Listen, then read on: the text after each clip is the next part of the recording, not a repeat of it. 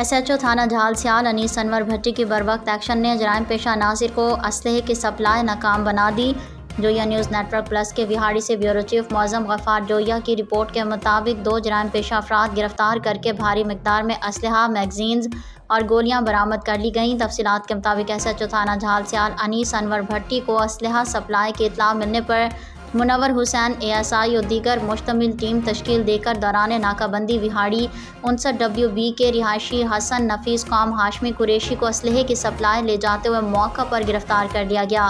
جس کے قبضے سے 3 پسٹلز، رائفل، 222 بور، 7 میگزین اور 100 گولیاں برآمد ہوئیں، جبکہ دیگر کارروائیوں میں بستی شریف آباد کے رہائشی ملزم نسیم رجانہ کے قبضے سے ریپیٹر برآمد کر کے گرفتار کیا گیا اور دیگر ملزمان سے پسٹل 30 بور برآمد کر کے الگ الگ مقدمات کا اندراج کر کے تفتیش کا آغاز کر دیا گیا ہے۔ اس حوالے سے ایس ایچ او تھانہ جھال سیال انیس انور بھٹی کا کہنا ہے کہ جرائم پیشہ عناصر معاشرے کے امن و امان کے دشمن ہیں،